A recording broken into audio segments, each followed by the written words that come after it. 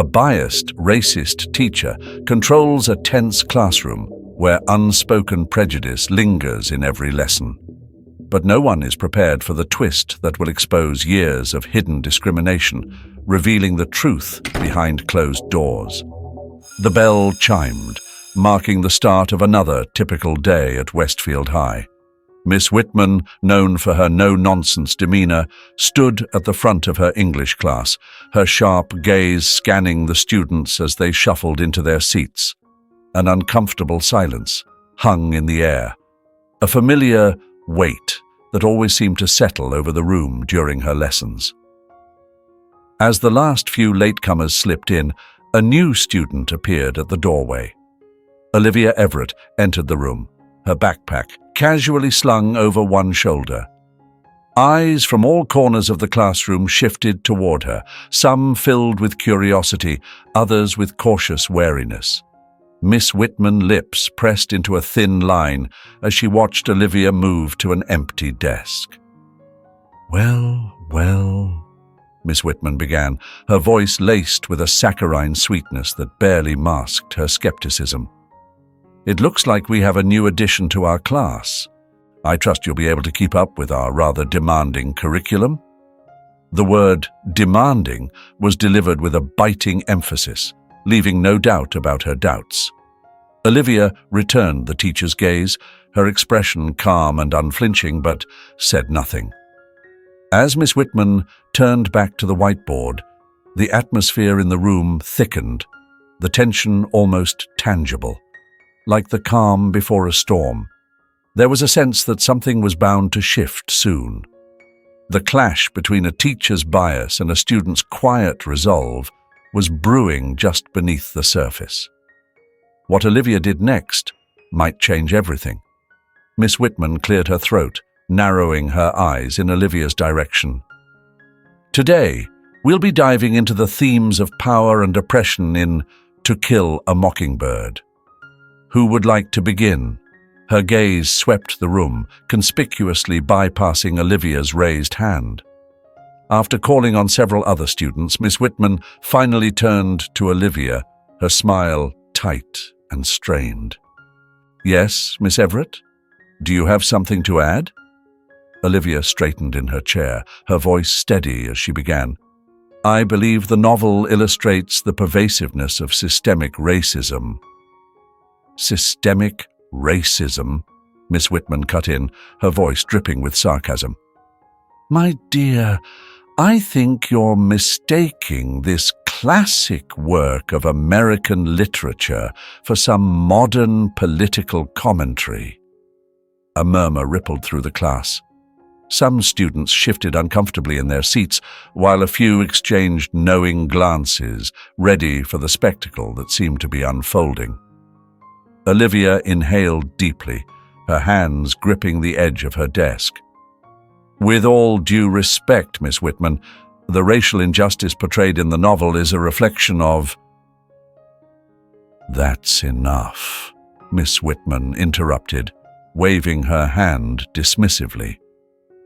Perhaps you should focus on understanding the text as it's written, instead of projecting your own interpretations onto it.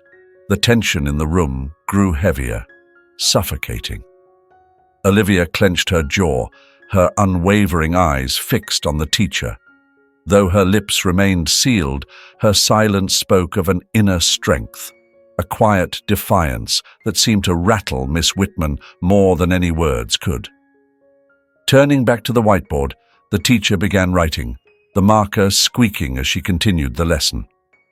Now, let's talk about the symbolism of the mockingbird. Who can tell me what it represents? As the discussion carried on, Miss Whitman pointedly ignored every attempt Olivia made to contribute. Her hand remaining raised, her voice left unheard. The room seemed to hold its breath, awaiting the next crack in the facade. Whenever Olivia raised her hand, it was as though she didn't exist. Miss Whitman's eyes simply skimmed over her without hesitation. The message was unmistakable. Olivia's contributions were not welcome in this room. Gradually, the other students began to notice. A few exchanged uneasy glances, sensing the tension in the air. But some seemed to relish the teacher's behavior, throwing smug grins in Olivia's direction.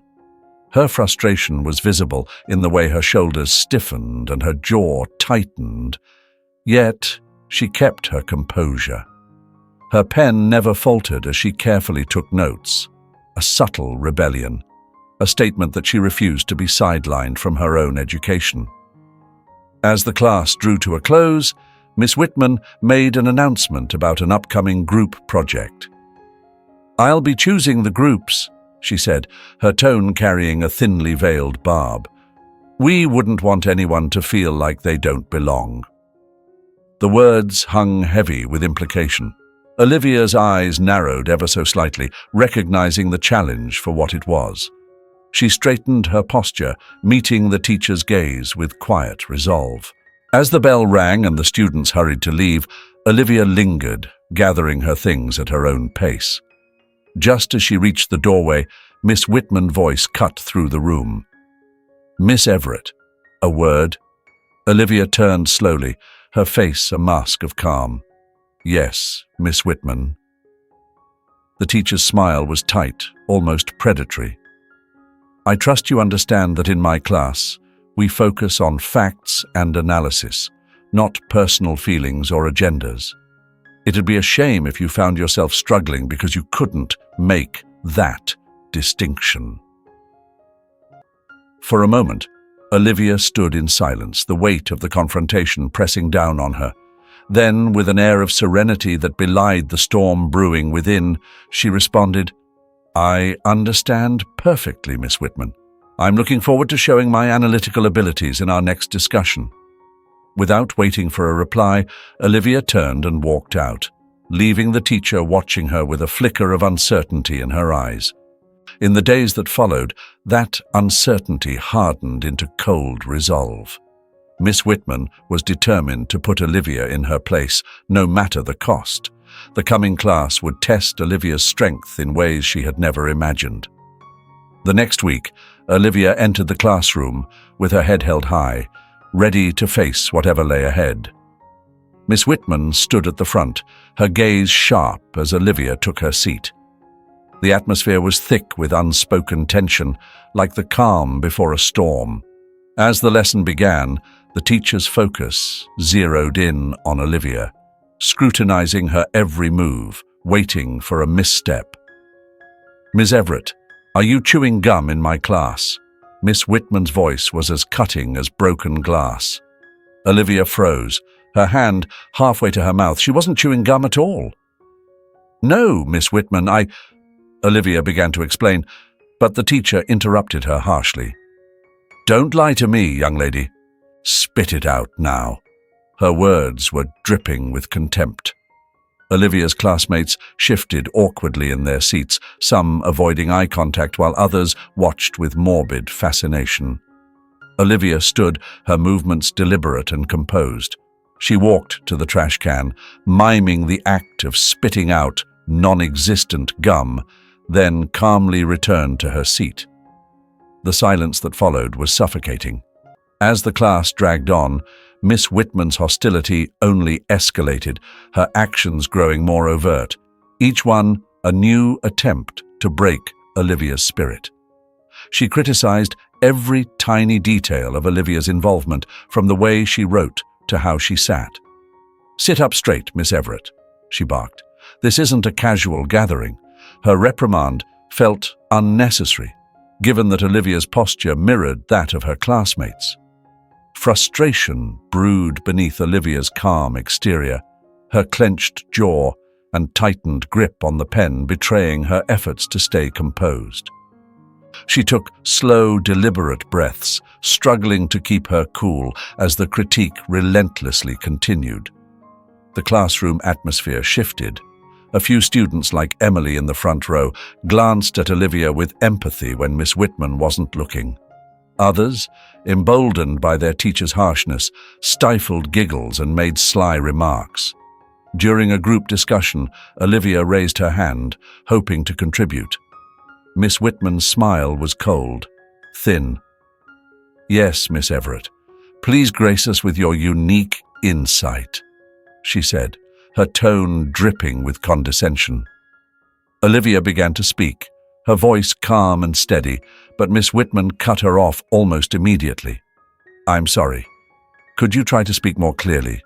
Not all of us are accustomed to certain accents.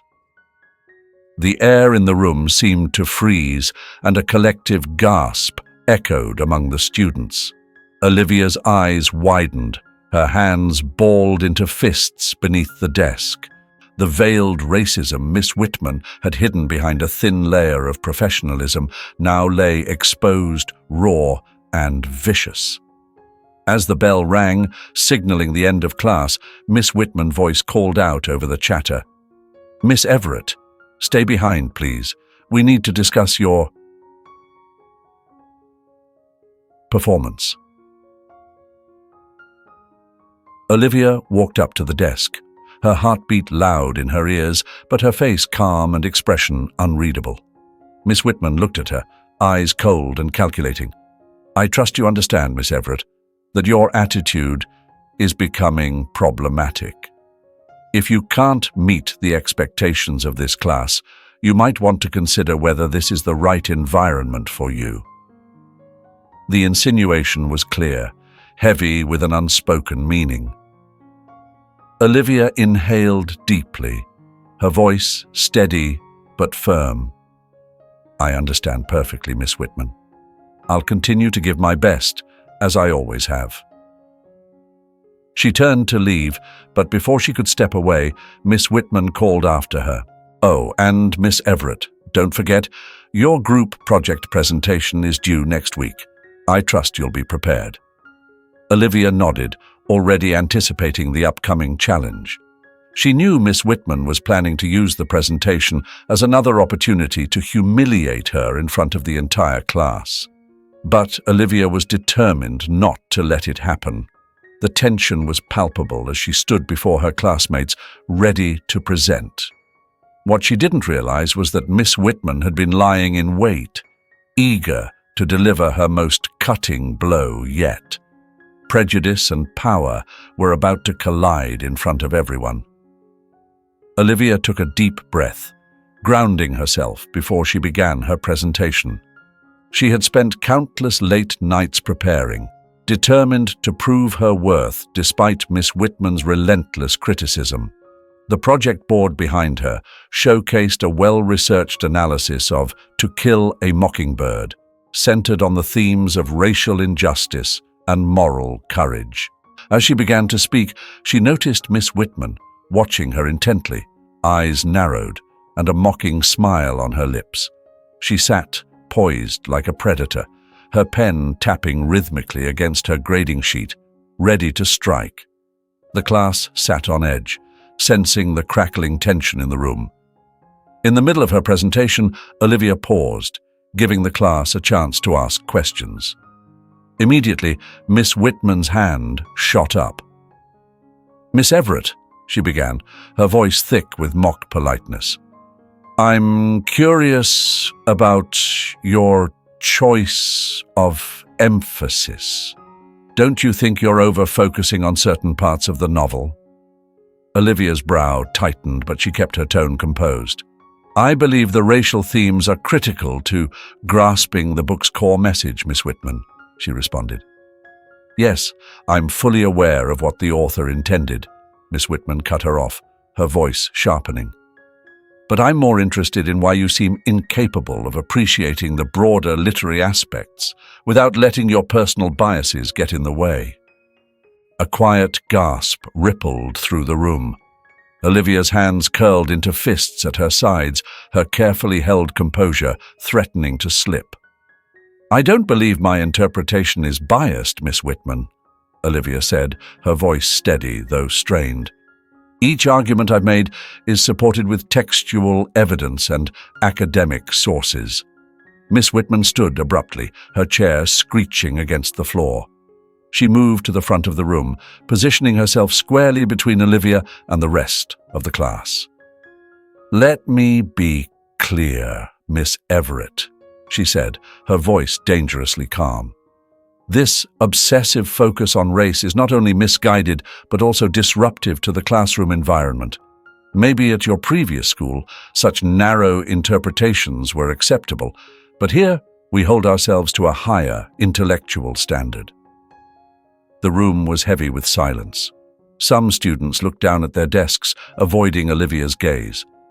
Others watched with a mix of unease and silent intrigue, unable to turn away from the unfolding confrontation. Miss Whitman's voice grew louder as she continued. Furthermore, your persistence in pushing modern political agendas into classic literature is not only inappropriate, but it shows a lack of understanding on your part. I'm beginning to question if you're even capable of handling the expectations of this curriculum. Tears threatened to spill from Olivia's eyes, but she stood her ground. Miss Whitman, I must respectfully disagree. The themes of racial injustice in To Kill a Mockingbird are as relevant today as they were when the book was written. Ignoring them dishonors the author's intentions and— Enough! Miss Whitman snapped. Your attitude is bordering on insubordination. I suggest you sit down and reconsider whether you're truly prepared for the standards required in this class. Olivia began to gather her materials, the sting of humiliation weighing heavily on her, when a quiet voice spoke from the back of the room. I thought Olivia's presentation was really well done, said a student softly. Miss Whitman whipped around, her expression dark. And what exactly do you know about literary analysis, Mr. Ethan? Perhaps you'd like to join Miss Everett in detention, where we can discuss your own academic deficiencies. The student shrank into his chair, silenced and defeated. Miss Whitman turned her sharp gaze back to Olivia, who stood frozen beside her desk. Well, what are you waiting for? Sit down so we can move on to something worth our time, she sneered. Olivia lowered herself into her seat, her face aflame with a mix of anger and humiliation. She felt the weight of her classmates' stares, some filled with sympathy, others with thinly veiled amusement. The unfairness of it all churned inside her, but she forced herself to breathe deeply, slowly. As Miss Whitman called on the next student, Olivia's mind raced. She couldn't let this go on forever. But what could she possibly do? The teacher had all the authority, and speaking out would only bring more embarrassment. For now, she'd have to endure, but a quiet resolve began to form inside her. This wasn't over yet. As Olivia sat, her mind swirling with thoughts of revenge and righteousness, fate was already moving in unexpected ways. The door to the classroom creaked open, and Miss Whitman glanced up, a smug grin creeping across her face. Class, I have an announcement, Miss Whitman said, her voice dripping with saccharine sweetness. I've decided it's time for a parent-teacher conference about Miss Everett's performance. Olivia's pulse quickened, a strange mix of dread and defiance flooding her chest. Her father would back her. She knew that much, but the idea of him facing off against Miss Whitman sent a shiver down her spine. Around the room, students exchanged curious looks, some worried, others eager for the drama. Miss Whitman continued, unaware of the storm gathering outside her classroom. I've scheduled a meeting with Miss Everett's parents after school today.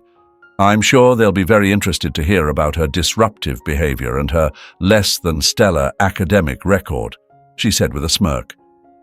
As Miss Whitman's words faded into the air, the sound of steady, deliberate footsteps echoed in the hallway, growing louder with each passing second.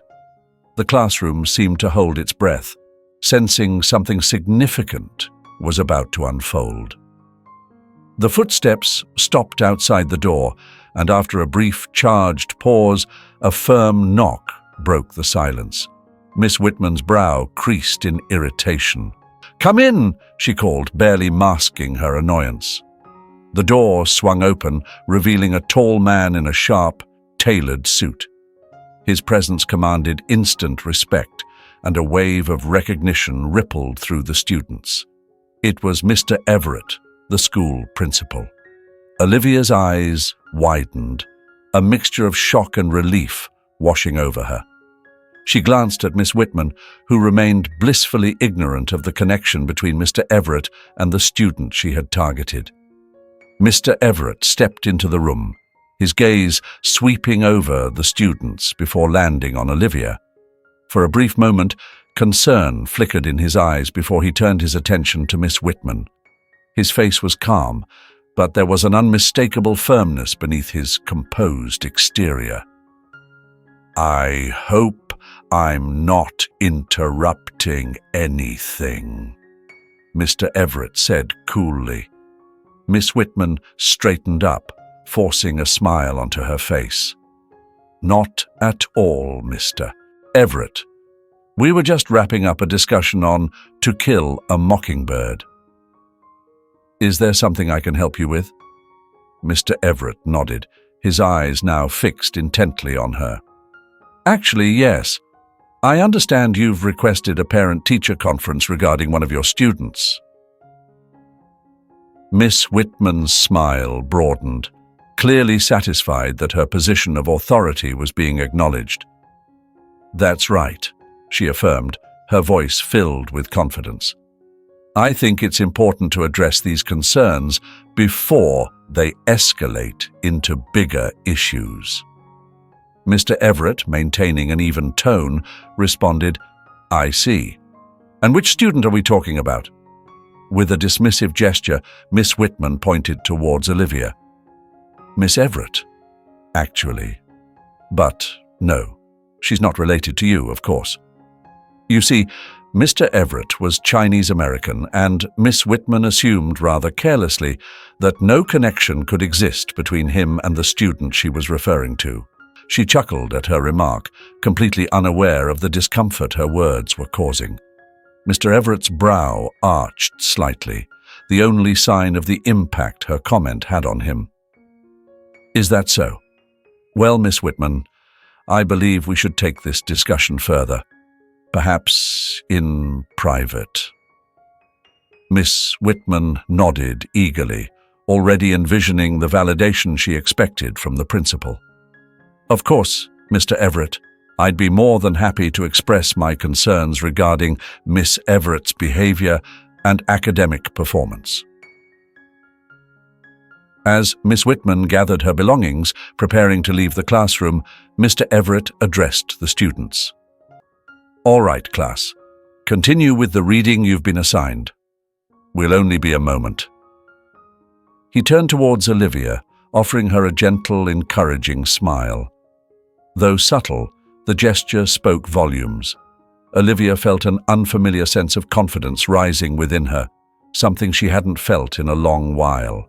Miss Whitman, still blissfully ignorant of the actual situation, led the way out. Mr. Everett trailed behind, pausing briefly at the door to exchange a meaningful look with his daughter. That glance communicated volumes, strength, solidarity, and a quiet understanding passed between them. As the door shut behind them, the classroom buzzed with hushed whispers, students leaning over desks to speculate about what was unfolding. Olivia, however, sat quietly, eyes fixed on the door, knowing that the justice she'd long hoped for was finally coming.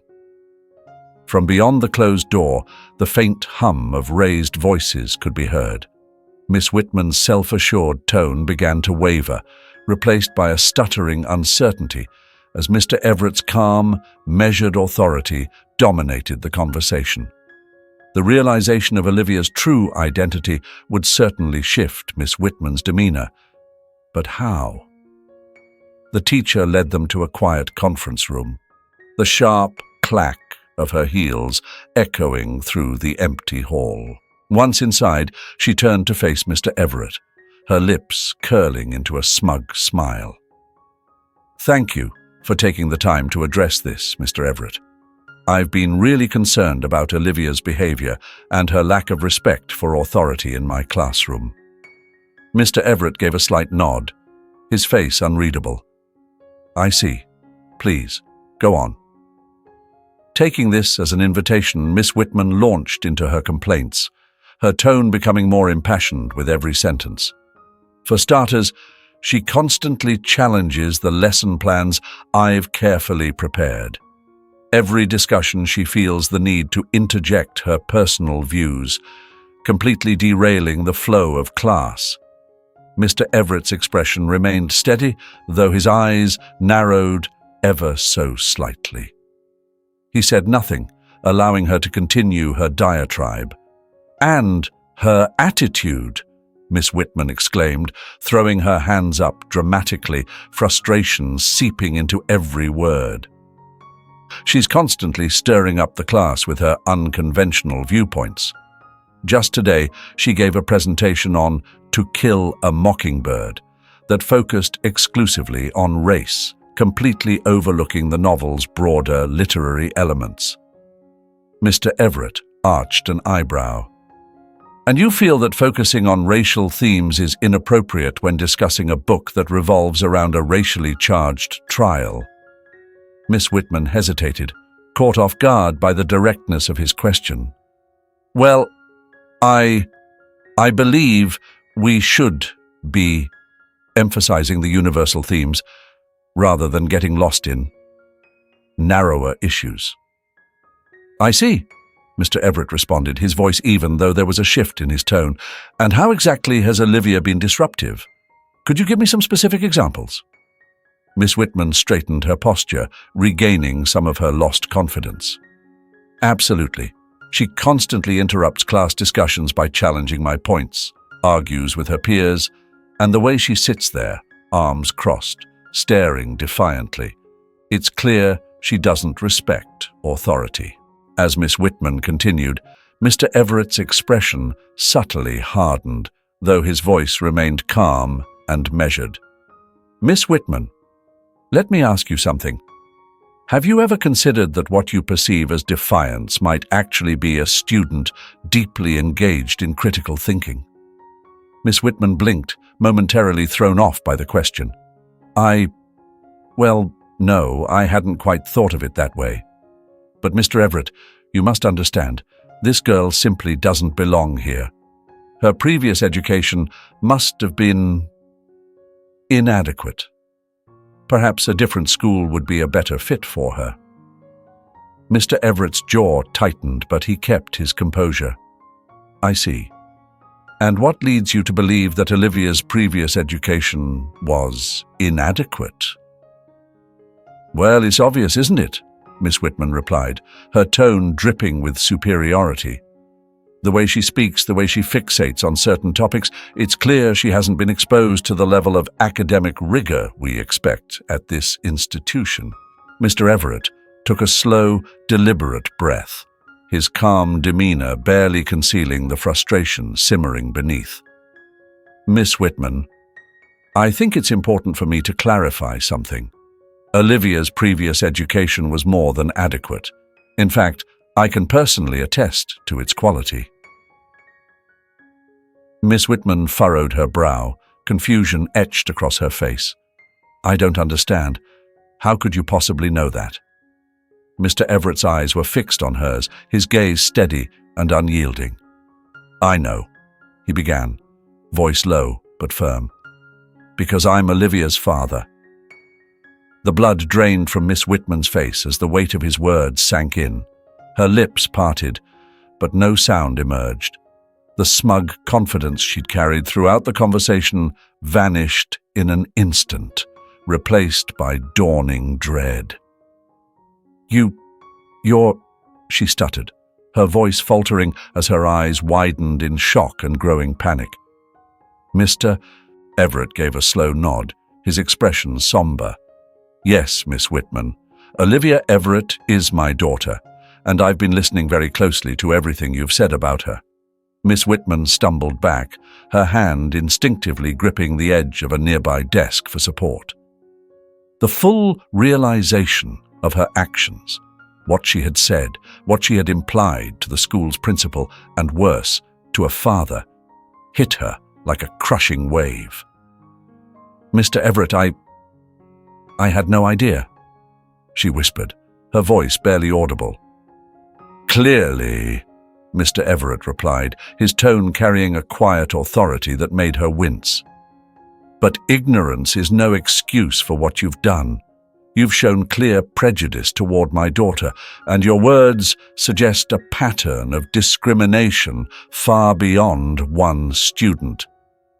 Miss Whitman's mind raced, grasping for anything to salvage the situation. Mr. Everett, please let me explain. I didn't mean... But Mr. Everett raised a hand, cutting her off. I think you've said quite enough, Miss Whitman. We'll have a much longer conversation about this later. For now, I suggest you return to your classroom. We wouldn't want to keep the students waiting, would we? Numbly, Miss Whitman nodded and turned to leave. Just as she reached the door, Mr. Everett added, "Oh, and Miss Whitman, I'll be sitting in on your class for the rest of the day. I'm quite eager to observe your teaching methods firsthand." His words were calm, but they carried a warning that sent a chill through her. As Mr. Everett followed her into the classroom, the atmosphere changed immediately. The students straightened in their seats, sensing the unspoken tension crackling between the two adults. "Class," Mr. Everett addressed them, his voice steady but laced with a hard edge. "I think we need to have an important conversation about respect, diversity, and what education truly means." Miss Whitman stood stiffly by her desk, all traces of her previous confidence evaporated. She cast a nervous glance at Mr. Everett, then at Olivia, who was quietly observing from the back of the room. Her mind struggled to catch up with the revelation that had just unraveled everything. Mr. Everett continued, his eyes sweeping the room. "It's come to my attention that there have been some troubling incidents in this class. Incidents that stand in direct opposition to the values this school upholds." A collective gasp swept through the classroom, the students exchanging quick, knowing glances in Olivia's direction, as if the final pieces of a long unsolved puzzle had suddenly clicked into place. "Miss Whitman, would you care to enlighten the class as to why you've repeatedly felt the need to demean and belittle one of your students?" The teacher's lips parted, but no words followed. Her usual confidence faltered. "Mr. Everett, I didn't intend to..." "Didn't intend to what exactly?" Mr. Everett's tone edged sharper, the calm authority he typically carried now showing signs of strain. "Didn't intend to make racially charged assumptions about a student's background. Didn't intend to disregard thoughtful literary interpretations because they didn't fit into your narrow mindset." The students sat in a stunned silence, witnessing their typically composed principal transform before them. His words, sharp and deliberate, peeled back the layers of injustice that had been festering in their classroom for weeks. "Let me be perfectly clear," Mr. Everett continued, his gaze unwavering, locked onto Miss Whitman. "Your treatment of Olivia, along with, I suspect, other students of color, is not only grossly unprofessional but profoundly damaging. You've fostered a classroom environment where students feel too unsafe to share their thoughts, experiences, or perspectives." Miss Whitman tried to respond, her voice quivering with desperation. "Mr. Everett, if I could just explain..." "Explain what, exactly?" He interrupted her, his patience fraying. "Explain how you ridiculed Olivia's analysis of To Kill a Mockingbird because she emphasized the racial issues, or how you've consistently ignored her raised hand during discussions. Perhaps you'd like to justify your remark about her previous schooling being insufficient, based solely on your biased assumptions." As Mr. Everett recounted her actions, the color drained from Miss Whitman's face. Her eyes darted around the room, searching for a lifeline of support, but all she met were faces full of shock and disappointment. No one was coming to her defense. Mr. Everett turned back to address the class. Students, let me make something very clear. Education is not about silencing voices or disregarding perspectives that challenge our own. It's about broadening our horizons, engaging in thoughtful dialogue, and learning from diverse viewpoints. What you've seen unfold in this classroom isn't education. It's discrimination, plain and simple, and it ends today. The room hung heavy with tension. Some students shifted uncomfortably, while others nodded quietly in agreement. Olivia sat still, her eyes glistening with unshed tears of relief and a long-awaited sense of justice. Mr. Everett's gaze returned to Miss Whitman, who seemed to shrink under the weight of his words, visibly diminished in the silence. Miss Whitman, your actions have shown a consistent pattern of prejudice that extends far beyond just one student. This kind of behavior is intolerable and will be handled accordingly. For now, I'll be taking over your class for the rest of the day. Miss Whitman, now pale and visibly shaken, fumbled with her belongings. Her movements were clumsy, her composure entirely lost as the gravity of the situation sank in. Before leaving, she cast one final pleading glance around the room, but found no sympathy in the faces of her students. The door clicked shut behind her, and the silence in the classroom was thick, almost suffocating. Mr. Everett took a deep breath, visibly steadying himself before he addressed the class again. I'm sorry you had to witness this, but it's essential for you to understand that prejudice and discrimination have no place in our school or in society at large. He moved to the front of the classroom, his stance softening, though his message remained firm. Some students appeared shell-shocked, while others seemed relieved, as though a long-standing weight had finally been lifted. A few glanced towards Olivia with regret in their eyes, the unspoken burden of their silent compliance now heavy in the air. Mr. Everett cleared his throat, drawing their attention back. I know today has been intense and emotional for all of you. We'll be bringing in a counselor to help process everything that's happened. For now, class is dismissed early. Take this time to reflect on what you've seen and how we can all contribute to creating a more inclusive environment. As students began to gather their things, many stopped by Olivia's desk to offer words of support. Emily, who usually sat quietly at the front, hesitated before walking over to Olivia. I'm sorry I didn't speak up, Emily said, her voice soft and unsure. I knew what was happening wasn't right, but I was afraid. It won't happen again. Olivia looked at her and smiled gently, nodding with understanding. Thank you, Emily. Speaking up is hard, but it's how we start to make things better. Outside the classroom, whispers spread like wildfire. Students clustered together, discussing the events in low voices. As Olivia stepped into the hallway, her father by her side, a quiet fell over the crowd. Then, one by one, students began to clap. The applause grew until it echoed through the corridor, a wave of solidarity and recognition that swelled around her. Olivia walked with her head held high. The weeks of isolation and fear faded, replaced by a newfound sense of strength. Her classmates weren't just seeing her.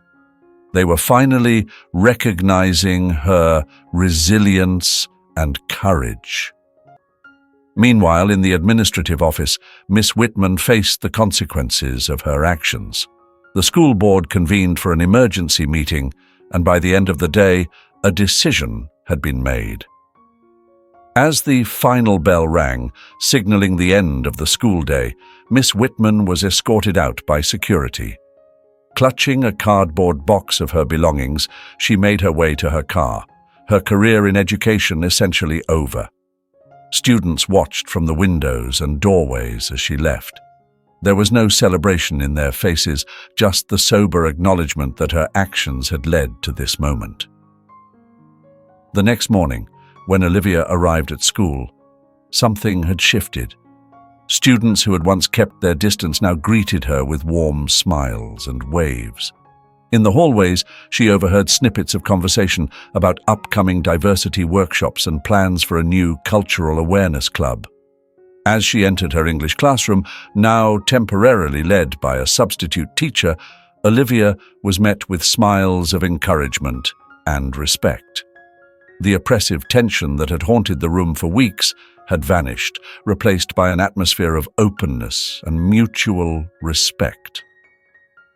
At lunch, Olivia found herself surrounded by classmates eager to hear her thoughts on how to make the school a more inclusive place. Ideas flowed freely, from diversifying the curriculum to starting mentorship programs for students from underrepresented backgrounds. The school was changing, slowly but surely, and Olivia could feel the beginnings of something better. For the first time, Olivia felt genuinely seen and appreciated. After school, as she walked to the car with her father, they passed by the vacant parking space that once belonged to Miss Whitman. Mr. Everett gently squeezed his daughter's shoulder. "Olivia, what happened today isn't just about one teacher or one classroom. It's a reminder that real change is possible, but it takes courage to speak up and hold your ground in the face of injustice." Olivia nodded, her face thoughtful. "I just hope it makes a lasting difference. There are so many people who face discrimination every day, whether at school or beyond." The events at Westfield High had uncovered how deeply prejudice could be embedded even within educational spaces. Miss Whitman's treatment of Olivia had exposed long-standing biases that had gone unnoticed for years.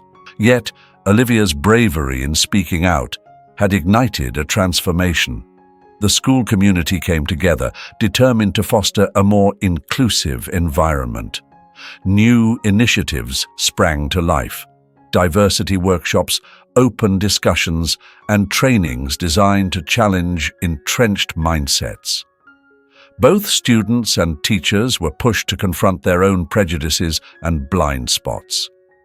Olivia's journey from being a victim to becoming a leader underscored the power of resilience in the face of adversity. Her determination to transform her pain into a force for positive change inspired others to reflect on their own beliefs and actions.